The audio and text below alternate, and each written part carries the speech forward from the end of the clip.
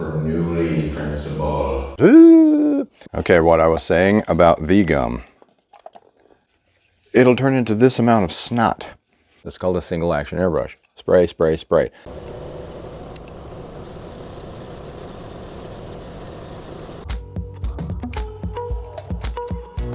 I can't tell any difference, can you? Hey everybody, welcome back to the studio. Quite a while ago, I did a video about a technique that you can do with your laser engraver onto a ceramic tile known as the Norton white tile technique. That technique is all over the internet. People use it for all sorts of things, and it's very prevalent, but my video went viral for some inexplicable reason. I then did another video whereby I mix a specific formula to put on said Norton white tiles, and that one, well, didn't do quite as well, but it was still a popular video. And now, yet again, in order to do our wonderful beloved Norton white tile technique, this is very durable, by the way. It's incredible. That's my chess set, by the way. Isn't that cool? In order to do this Norton white tile technique cost effectively, most people are actually making their own titanium mixture. And this is titanium. We've explained this before. And the titanium gets burnt through the heat process of the laser engraver hitting the actual surface of the glaze with the titanium burning said titanium black into the glaze, being extremely indelible. I literally have had these outside, not pictures of my chess set, but I've actually had these outside, pictures of my kitty cats and people's loved ones who have departed this earth on their tombstones. I've had those out in the sun, boiling sun. I mean, we're talking 100 degrees for the last month here in the Ozarks, in the sun for like 4 years now, since, well, almost since COVID, since we've been doing this technique a lot. And they haven't faded. This does not fade. The sun basically can't touch it. If the sun can't touch it, then, you know, UV rays aren't a big deal for this. It's a fantastic technique, but in order to get away from spraying it with spray paint or spraying it with a marking spray, which is what I came up with, it's easier just to go get some titanium dioxide from the ceramics distributor or wherever. What I have is the stuff that I use for my ceramic glazes, and I believe it's 300 mesh. It works great. This is what it's done with, and also it's this picture of me and my kitty cat Belle. Let's see if I can't really focus on it anymore like I used to, but yeah, you can do photography on it. It's kind of crazy. That is basically my previous solution. This new solution that I came up with is basically very similar to this old solution, but I use a different catalyst material. There's only 3 ingredients that you need for this, and that is the titanium dioxide. It's just a white powder. And previously I said use school glue. I didn't have school glue, so I previously on top of that said CMC, which is carboxymethylcellulose. It's a cake fondant material. It's edible. It's a type of sugar. We use it in ceramics to make glazes not crack when they are on top of surfaces, and as a suspension agent. That's what I had, and it worked quite well. And then a food coloring, just to make sure that you know when you spray it where it is. Mine was green, red, whatever. Have fun. But I found out that accidentally, and not quite so accidentally, I ran out of CMC solution, and it takes forever to mix it up out of a powder because it has to melt into the water over like a period of 3 or 4 days, and you have to keep shaking it, and it turns into this honey. It's a pain in the keister. So I discovered that another suspension agent that we use in ceramics is known as V-gum tea. And what V-gum is a very highly refined clay. I believe it's a derivative of bentonite that is very fine. That's what we use for suspension agents also. So I use that in this chemical composition, and it worked fantastic. You almost couldn't scratch it off of the surface of the actual tile after it's been sprayed. So we're going to go back over everything we went over with. we're going to try a new solution with the V-Gum Tea. It's cheap. You can find it everywhere. And then we'll go ahead and spray some tiles, and we'll go ahead and print up some more. Yeah.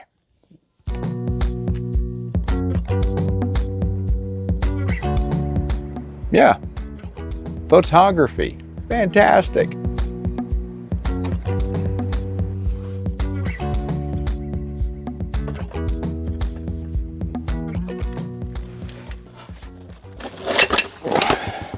The last word in the technique is tile. Well, bathroom tiles, any tile for that matter that has a smooth surface, and preferably white. You can do this technique on some colored tiles, say like pastel blues or yellows. The titanium will still show up in those tiles, on those tiles, but what we typically like to use is these right here. Now this is Mohawk tiles, and I believe I got these at Menards. These are like incredibly cheap. I think these ended up being 11 cents a piece. This is 100, and for this entire box it's like 12 bucks. So yeah, they have some issues. Obviously I've used quite a few of them already. The issues that I find is that on occasion, yeah, see that? You got a breakage there. So yeah, they're cheap, but they're very smooth. Biggest problem I find is that's a little off-putting, because you can literally scan this tile, buy them one at a time. I suppose that's kind of bizarre. The backs aren't really very attractive, so if you're going to be using this as some sort of a trivet, and someone says, "Wow, what a nice piece of artwork," and they flip it upside down, I go, "Ooh." So that's kind of interesting that there are a lot of different types of tiles out there. You can spend as much money as you want. I have noticed that the glaze on this particular tile works really well with this technique. These are so low fired that they sand off pretty good, and just, you know, hit the edges of it a bit if you needed to. And I believe this will even wipe off with some mineral spirits or, you know, acetone, something volatile. But that's our canvas. This tile is 11 cents a piece, so if you turn a Norton white tile around for $5, you're making a heck of a profit. Usually no more than $15 for an entire box of these tiles. Okay, there's actually a lot to unpack here. When Nick Norton first started doing this Norton white tile technique online, he suggested that we all use this smoky beige Rust-Oleum 2X Ultra Cover, because supposedly it had the most titanium in it. Well, I could never find this, and so I used Blossom White of the same brand, 2X Ultra Cover spray paint, and this worked really well. This is enamel and acrylic. In order to get spray paint off of a tile, you have to use something really volatile like mineral spirits or acetone, and gloves, and it's just a mess. Stinking, nasty mess. So I came up with the idea, hey, I wonder if this white marking spray that Rust-Oleum makes for, you know, football fields and to mark lawns and whatnot, I wonder if that's got enough titanium in it. This is the water-based formula. I've actually used this stuff that's not water-based because it still washes off with soap and water, to my experience. And this worked fantastic. Problems with all of these. Obviously, we just went over the problems with these. You gotta pull the paint off of your tiles with mineral spirits or acetone. The benefits of these is that it gives you a really smooth look. The etching on the tile comes off really, really nice. This comes off decent, but it's really hard to spray your tiles evenly with this thing. It's got this fire hose of a spray nozzle, and it's actually quite difficult to get it you know, on the tile properly. So that is why we are doing our new technique. This is a bag of V-Gum tea, and this is 5 pounds from Sheffield Pottery. This is about 30 bucks for this. You'll never go through this. This is way, I mean, this is way too much. And I'll show you why. Because if you take one of these, and this is literally 100 milliliters, which, I mean, if you know anything about the metric system, a milliliter is about a gram. So 100 grams, 100 milliliters, about the same thing. So this is basically 100 grams. And if you were to fill this container up to this little line, which is more accurate, 100, with our V-gum tea over here, and then place it in water, it'll turn into this amount of snot. This is how jellified that this gets. That's because it's a very clean version of bentonite clay. And if you're familiar with bentonite, if you have the really fine clumping cat litter at home, that's bentonite. And if you put a cup of that bentonite cat litter in a quart of water, well, eventually that quart of water will turn into a wet quart of that bentonite clay. And that's basically what's happened here. So the old formulation that I had was one of these, which is about 100 grams, one of these of titanium, 3 things of water. I'm going to cut it with some alcohol. 3 things of water, so 3 parts water, 1 part titanium, and V-gum tea. But you can't use one of these to V-gum tea. I'm going to suggest probably you're going to want to use 2 grams, about a heavy tablespoon of V-gum tea in this mixture. So let's get that started and see if we can't mix up a new one. So we have our TiO2 titanium dioxide. This is relatively inexpensive. You can see how fine this powder is. And I'm going to go ahead and just do our, 100 grams or 100 milliliters rather of this. And it's not super important that you get it exactly right. We're right about there at that line. 1 part titanium dioxide. Now, obviously, you can mix this any way you want. But that's all. That's all, people. That's all we need. That's going to last us a long time. Now, here's the thing. We were talking about the jellified V-gum and how badly it jellifies. So what I'm going to do is, so that we know how much I put in, excuse me, I'm going to go ahead and just give myself, gosh, I can't even see that. It's so white and fluffy. The thing about titanium dioxide, it is to white what iron oxide is to red. It's that permeable. It just gets on everything. I mean, that's why they use it for clown makeup. I mean, look at that. All right. So now we can kind of see. I'm going to go ahead and do 20, which is basically, 20 grams of it. I'm running out of space in the studio. Can you see? You can. All right. Let's do, I'm not sure if you can see that, but yeah, we're right at 20. So that was a very heaping teaspoonful. Believe it or not, that's probably what we're going to use. So that might actually be too much. So yeah, it's just a little bit, or what appears to be a little bit. So yeah, 100 grams of titanium dioxide, 20 grams of V-gum tea. I'm going to go ahead and do 2 parts water and 1 part 90 isopropyl alcohol. Why? Why are we putting isopropyl alcohol in it?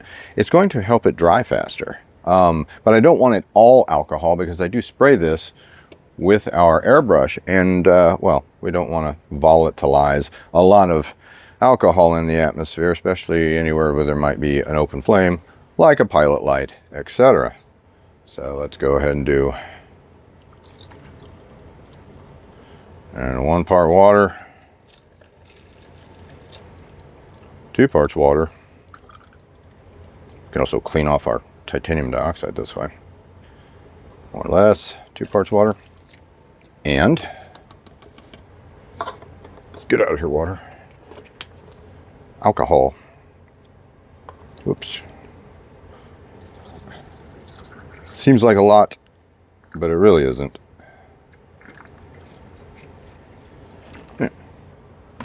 Okay, and 1 part alcohol. So what we have here is what we need to mix up. But, well, even though V-gum has a little bit of a brown texture to it, yeah, that's still, you're not going to be able to see that on a tile.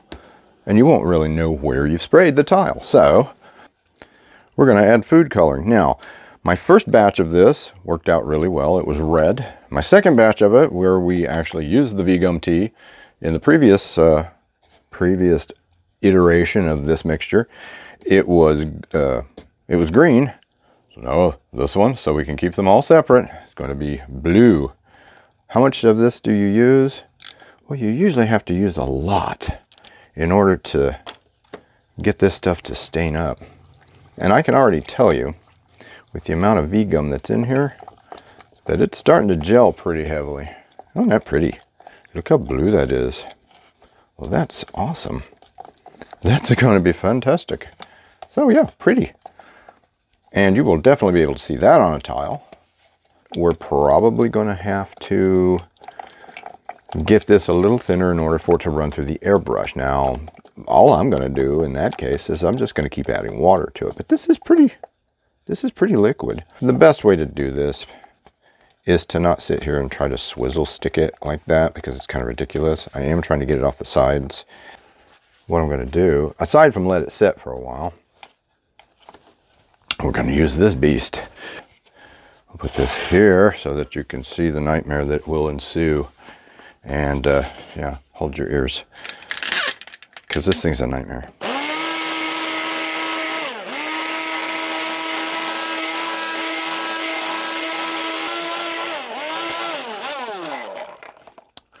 Okay, what I was saying about V-gum. Yeah, and that was, you saw how little that was. That was very little amount of V-gum. So what we're going to do is we're just going to keep adding water until it balances out. Let's add a whole nother 1 of water. Yes, that's more like my original mixture. I might have actually added more water to that one. I don't know.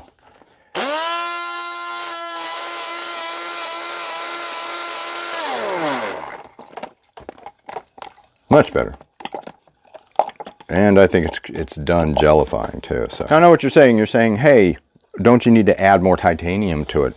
Well, in the grander scheme of things, one of these full of titanium is incredibly dense. I think I could actually add more water to this, which I might need to actually. And we'll still be okay, judging by the consistency and how white this is. So yeah, let's add another 1/2 to this. So what we're up to now is basically 4.5 vehicles of water, or liquid. 4.5 vehicles of liquid now, 1 of which being alcohol.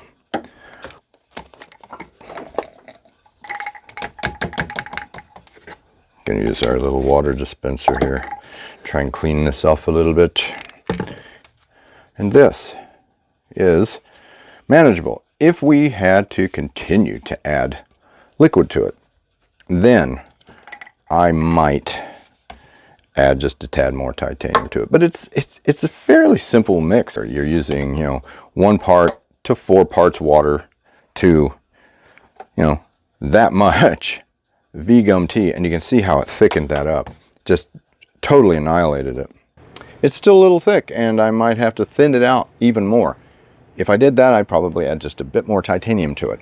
Now, because of that, why am I so concerned with how thick it is? Don't you kind of want it thicker on there? It's like, yes and no, but I want to be able to apply it thick and not paint it on. I'm going to use an airbrush, and the airbrush may not be too friendly with the mixture being this thick. I wanted to explain a little bit about how we're going to apply that fluid that we just mixed up onto the tile. I see no other way to do it but to spray it. I've seen people use brushes. That never seems to work out as easily. I'm not going to say as well. I've seen fantastic results, but it doesn't seem to be as easy as just finding some sort of sprayer and spraying it. What I use is this Granddaddy. Now, they still make this. This is a Pache airbrush from the Pache Airbrush Company. And this is an H model. And it is very simple. It works off the old Bernoulli principle of, Bernoulli principle. yeah, it's like blowing over a piece of paper and the piece of paper goes, "Ooh." Air is going to go over this, pin here and draw the fluid out of here. But you'll see a lot of airbrushes on the market have what's known as a needle valve. And most paint sprayers, like automotive paint sprayers, the larger ones, they have said needle valve too. Well, this doesn't have said needle valve. It's just a chamber with a single action. That's called a single action airbrush. Spray, spray, spray. A double action airbrush is spray. Oh, I pulled it back and the needle came out and more fluid came through. Those are notoriously cloggable. Trying to use this technique, any type of composite or fluid that you are spraying through those that has a heavy particulate, especially our Mr. Blue stuff here, is going to be heavily particulate, and that is what clogs up most normal airbrushes. This will clog up too, but it's got a huge, I mean, I can't even show you how big that is. Yeah, there it is. The needle on the end of this, it's pretty large compared to a normal airbrush, is what we're getting at. So yeah, it's worked a treat for me. And I mean, it's really old. You can get buy these new in a kit, probably for $60, $50. This one's about as old as I am. And they still make this design. That's how popular it is. How do you control the spray? You back off of this little guy right here, or you go back and forth with it. It does have a needle. It's fixed. And they're indestructible. This thing it's all brass. So that's what I used to spray almost everything ceramically, unless it's a really big piece, and then I will use an auto sprayer. You can get these purple ones from Harbor Freight for nothing. So, long story short, airbrush, but the right type of airbrush. Okay.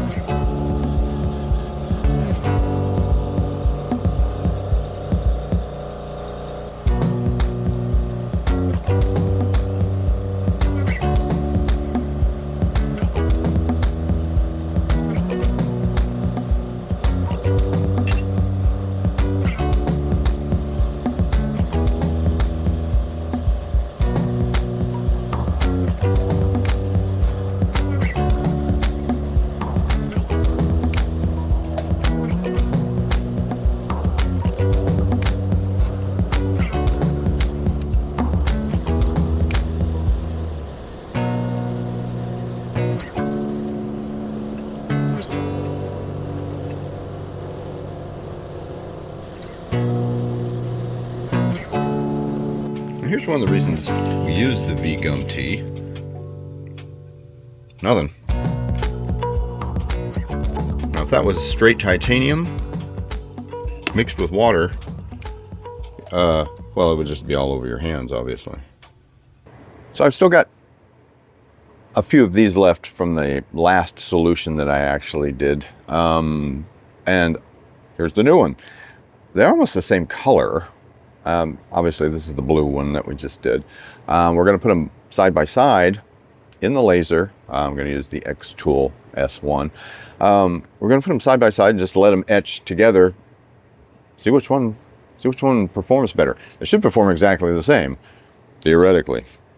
This is a power grid or an etching grid that you can set up for your specific laser engraver to test out media and materials to try and find out exactly where you need to be. And I'll go ahead and put a link to this up on the in the comments below, because I've had a lot of people ask me about these. And you can actually use the one off of Lightburn, but it's not necessarily as good as this one. And I just generated this one myself, so I'll go ahead and throw that up there for you guys if you really want it. But as we can see, the perfect spot would probably be about 80 speed at about 20. So that's what we set it at, 80-20.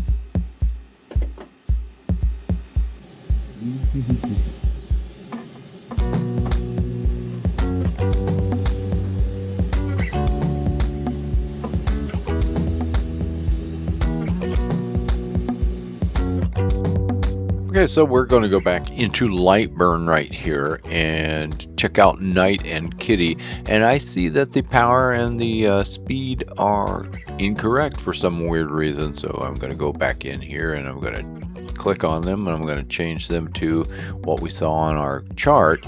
And that is either 85 or 90. I'm going to go ahead and 90 here, and then I'm going to select the max power to 20, and that's going to be okay. We're going to look and see that we've got our dithering to Jarvis, which is fine, and then I'm going to change the dots per inch to like 320 because that's what the image originally was.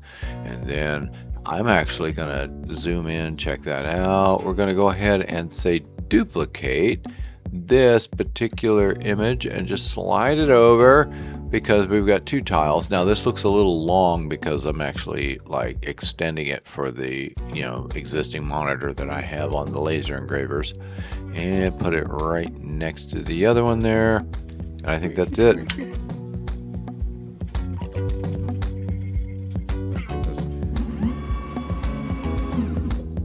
Yeah, I need to clean my laser probably.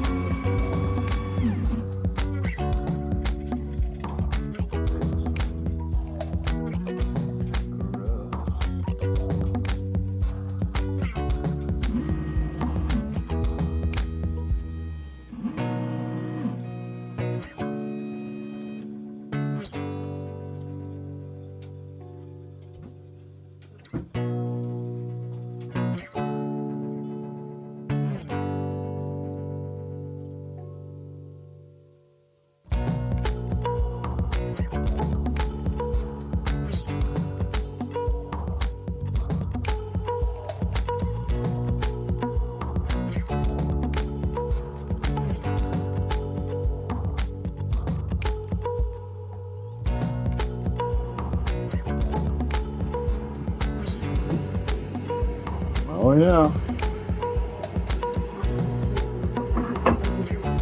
So here's our original formulation.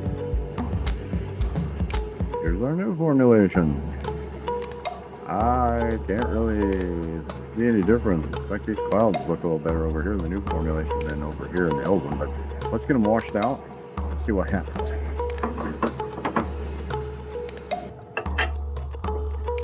Now this is why we don't use paint anymore. Let's see if you can see me washing them out here. Because it's just too easy to wash this fluid off with it. That's done. It's off completely. Here's our new one. I'm going to suggest that these pretty much look identical. Let me dry them off just a second. Dry one, dry two. Yes, I do remember who was who.